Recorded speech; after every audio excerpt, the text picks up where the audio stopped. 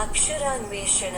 అక్షరాన్వేషణ అనబడు ఈ కార్యక్రమమందున ఈ చిత్రము మధ్యనున్న అక్షరముతో మీరు ఆ అక్షరముతో మొదలు కాగల 4 మూడక్షరముల తెలుగు పదములను సృష్టించవచ్చును.